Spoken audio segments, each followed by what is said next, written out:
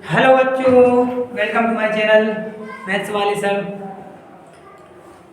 अभी इसके पहले वीडियो में हमने बात की थी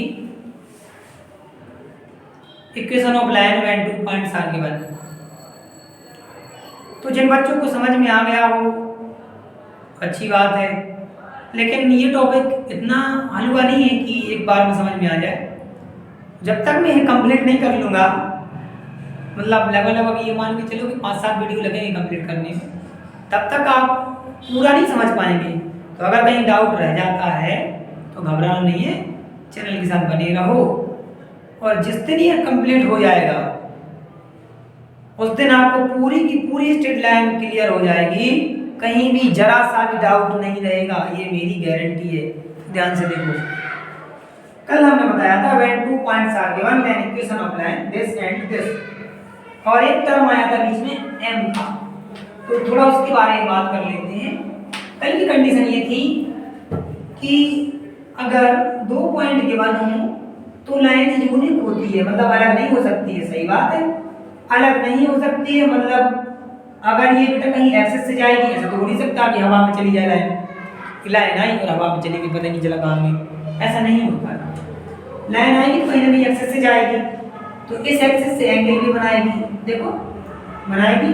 और बेटा स्ट्रेट लाइन के मामले में इस एंगल को tan थीटा निकालने के बाद m बोला जाता है। क्या बोला जाता है? m equal to tan theta. अब आप कहोगे सर ये क्या, ये कौन सा टर्म आ गया अचानक से? तो मैं बता दूं कि जिन पॉइंट से लाइन जा रही थी उन पॉइंट से अगर फाइंड करोगे तो थीटा की जरूरत नहीं पड़ेगी क्योंकि लाइन यूनिक है। लेकिन अगर मान लो कोई तुम्हारे लिए एक पॉइंट दे दे, क्या दे दे? एक पॉइंट, और कहे भैया लाइन निकालो, तो आप ये कहोगे ना कि लाइन तो हम निकाल लें, लेकिन ये तो बताओ कि ये किस एंगल पे झुकेगी। भाई कितनी झुकेगी, कि यहाँ आएगी कि यहाँ जाएगी, कैसे जाएगी, कैसे जाएगी लाइन?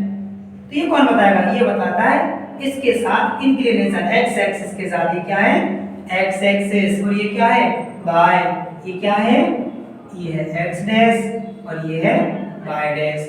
तो आज हम एक कॉन्सेप्ट को समझेंगे लाइन में, जिसे कहते हैं ग्रेडियंट। क्या कहते हैं? ग्रेडियंट या स्लोप। ये लाइन की जान है। अगर आपको स्लोप समझ में आ गया तो लाइन समझ में आ गई, और अगर स्लोप समझ में नहीं आया तो फिर लाइन भी समझ में नहीं आएगी।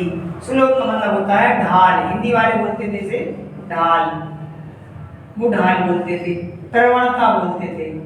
ये वर्ड इंग्लिश मीडियम वाले ना सुने तो ज्यादा अच्छा है, नहीं तो घबरा जाएंगे। प्रवणता हिंदी में क्या बोला जाता है? स्लोप को प्रवणता। तो फिलहाल हम इसे स्लोप बोलेंगे। क्या बोलेंगे? स्लोप। तो ये रही स्लोप। स्लोप का फॉर्मूला tan थीटा। थीटा क्या होता है? पॉजिटिव एक्स के साथ एंगल। तो यहाँ पे थीटा की डेफिनेशन लिख लो। थीटा क्या होगा? हमेशा पॉजिटिव एक्स के साथ एंगल, वो भी एंटी क्लॉक वाइज। इस बात को अच्छे से नोट करो। पॉजिटिव एक्स के साथ एंगल, वो भी एंटी क्लॉक वाइज, मतलब कि यहाँ पे आप यहाँ से एंगल मेजर नहीं कर सकते हो। ये क्लॉकवाइज एंगल है। देखो घड़ी ऐसे चलती है, घड़ी देखी तुमने? घड़ी कैसे चलती है? ऐसे। इसे बोलते हैं क्लॉकवाइज। पहले घड़ी में यहाँ पे 12, 1, 2, 3, 4 है ना, तो ऐसे ऐसे चलती है आगे, इसे बोलते हैं क्लॉकवाइज। क्या बोलते हैं? क्लॉकवाइज। लेकिन अगर इसके उल्टी चल जाए अपोजिट टू डायरेक्शन में, इसकी अपोजिट डायरेक्शन में चले जाएं तो उसे बोलते हैं एंटी क्लॉकवाइज। क्या बोलते हैं? Anti clockwise. घड़ी के चलने की उल्टी डायरेक्शन में एंटी क्लॉकवाइज। ये एंटी लग गया तो क्लॉकवाइज उल्टा हो गया। पहले ऐसे चल रही थी, अब ऐसे हो गया। समझ पा रहे हो? घड़ी कैसे चलती? ऐसे। और आप कैसे चल रही है? ऐसे। तो घड़ी को नहीं उल्टा चलाना है। घर गए और कांटे ऐसे ऐसे घुमाने लगे कि सर ने गई थी घड़ी उल्टी चलाते, नहीं, ऐसे नहीं चलाना है।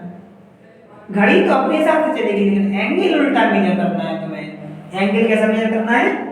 ऐसे मेजर करना है, तो ऐसे उल्टी दिशा में। इसे बोलेंगे थीटा। कितना क्लियर हुआ?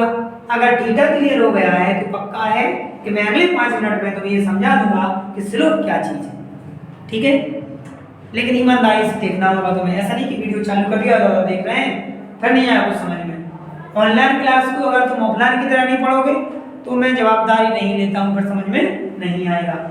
ऑफलाइन क्लास में तो ऐसा है कि आप डिस्टर्ब हुए और जाके आपके कान के नीचे लगा दिया तो आप सही हो जाते हैं, लेकिन अब यहाँ नहीं मान सकते ना, तो इसीलिए थोड़ा सा सावधानी से पढ़ना, अनुशासन में रह के पढ़ना। देखो यार, अगर इस लाइन को हमने कहा कि इस पॉइंट से जाना चाहिए तो इस पॉइंट से जाने के लिए आपको कोई एंगल तो बताना पड़ेगा कितना झुकाव ले।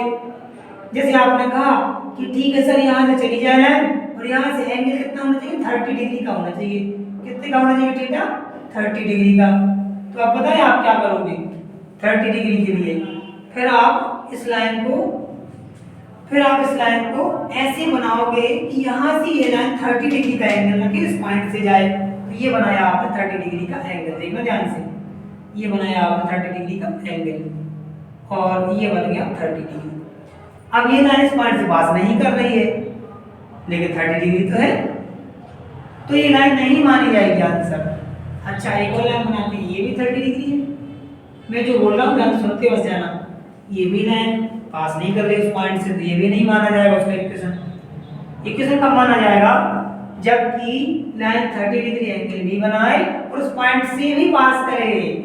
When theta is given and point also given, जब दो चीजें गिवन हो, थीटा गिवन हो और पॉइंट गिवन हो, तब जाके आप लाइन निकाल पाएंगे और वो लाइन परफेक्ट बिल्कुल यही आएगी। ध्यान से देखो आ रही है, ये वाली लाइन रिक्वायर्ड लाइन है ये, क्योंकि ये 30 का एंगल भी बना रही है और उस पॉइंट से भी पास कर रही है। मान लेते हैं x1 y1 है, मान लेते हैं x1 y1 है। हालांकि हर बार x1 y1 नहीं होता है, लेकिन यहाँ पे है x1 y1, ठीक है।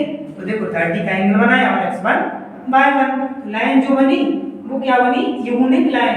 क्योंकि अगर आपने पॉइंट मिस किया तो देखो ऐसी लाइन बनेगी, और अगर आप पॉइंट पकड़ के रखते हैं, एक सिचुएशन और देखो, जल्दी से एक सिचुएशन देखो, अगर पॉइंट को पकड़ के रखते हैं और ऐसे बना देते हैं तो एंगल 30 नहीं रहा। देखो कहाँ रहा एंगल 30, और अगर ऐसे बना देते हैं देखो ध्यान से, तो भी एंगल 30 नहीं रहा। अरे सर हमने तो पॉइंट को पकड़ के रखा, पॉइंट को नहीं छोड़ा, देखो पॉइंट से ही लाइन जा रही है, फिर आप कैसे मना कर सकते हो ये लाइन गलत है। मैं कहता हूँ लाइन गलत है, ये लाइन भी गलत है। क्यों, क्योंकि ये पॉइंट से जाने के बाद भी गलत है, क्योंकि एंगल 30 नहीं है। एंगल 30 यहाँ पे ये वाला एंगल 30 नहीं है, कितना है 90 है। तो ध्यान रखना जो लाइन होगी वो कौन सी मानी जाएगी, जो 30 का एंगल बनाए और इस पॉइंट से जाए। अब बात आती है कि सर 30 का एंगल दिया है, मान लो सपोज दैट एंगल दिया है 30 और पॉइंट दिया है 3,4, तो हम लाइन कैसे निकालेंगे, तो इसका बेटा मैं इक्वेशन बता देता हूँ, बाकी सब मैं मिटा दूं एक बार, इसका इक्वेशन मैं तुम्हें बताता हूँ। तो अगला फॉर्म है लाइन का,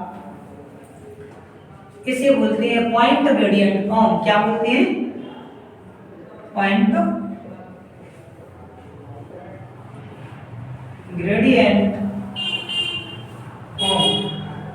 पॉइंट ग्रेडियंट फॉर्म का मतलब होता है कि आप थीटा गिवन हो और पॉइंट गिवन हो तो आप क्या निकाल सकते हैं, इस फॉर्म से आंसर निकाल सकते हैं। असल में ये होता तो यही है कि y माइनस y1 करो और m करो और x माइनस x1 करो, लेकिन दिक्कत ये है कि यहाँ m डिफाइंड होता है। m की जगह पे हम क्या लिखते हैं, m की वैल्यू जो भी कितनी होती है tan थीटा, कितनी होती है tan थीटा। तो पहले हम m फाइंड करेंगे सेपरेटली, यहाँ देखो ध्यान से कैसे फाइंड करेंगे हम, m equal to tan theta, theta कितना दिया है 30, तो m इक्वल टू tan 30 और m की वैल्यू कितनी आई बेटा 1/, देख लेना tan 30 की वैल्यू कितनी होती है 1/√3 होती है। अब ये वैल्यू वापस से लाके यहाँ रख देंगे और y को y होता है, y की कोई वैल्यू नहीं रखी जाती, y1 की वैल्यू रखी जाती, कितनी है बेटा वैल्यू x1 y1, तो y1 की वैल्यू कितनी है बेटा 4, कितनी है 4, m की बेटा वैल्यू कितनी है 1/√3 और x तो x होता है, वो रखा नहीं जाता है। अभी बताएंगे थोड़ी देर बाद क्यों नहीं रखा जाता है। और x1 की वैल्यू कितनी आएगी 3, ये आंसर है। अब आपको लग नहीं रहा होगा आंसर जैसा, तो क्या कर √3 का इंटू कर लो, √3y माइनस का 4√3 equal to x minus 3, x को इस तरफ लेके आ जाओ तो √3y माइनस का x इक्वल टू माइनस का 3 प्लस का 4√3। यही है इक्वेशन ऑफ लाइन। तो आप देख रहे होंगे कि अगर हमें थीटा के मान और पॉइंट के मान तो इस तरह से लाइन फाइंड आउट कर सकते हैं। ठीक है बेटा, तो ये दूसरा फॉर्म हुआ लाइन का पॉइंट ग्रेडियंट फॉर्म। इसके पहले क्या देखा था हमने, इसके पहले हमने देखा था line when 2 points are given, है ना। मैं फिर से रिपीट कर दूं, क्या था y minus y1 y2 minus y1 upon x2 minus x1 x minus x1। अब तो मैं एक जादू बताते हैं, देखो ध्यान से। इसी को तो हमने m बोला है, क्या बोला है m, तो क्या बन गया y minus y1 m x minus। तो दोनों बातें अलग अलग कैसे हो सकती हैं, ध्यान से देखो। ये बात यही तो लिखी है जो यहाँ पे बता रहा था। समस्या ये है कि अगर दूसरा पॉइंट के मान है तो m ऐसे निकालोगे, और अगर एंगल के मान है थीटा के मान है तो m ऐसे निकालोगे tan थीटा रख के। ठीक है, अब तुम्हारे मन में एक डाउट चल रहा होगा सही tan थीटा क्यों होता है, आखिर क्यों why। तो इसका आंसर मैं तुम्हें अगली वीडियो में दूंगा कि m equal to tan theta ही क्यों होता है। ठीक है बेटा, थैंक यू, बाय।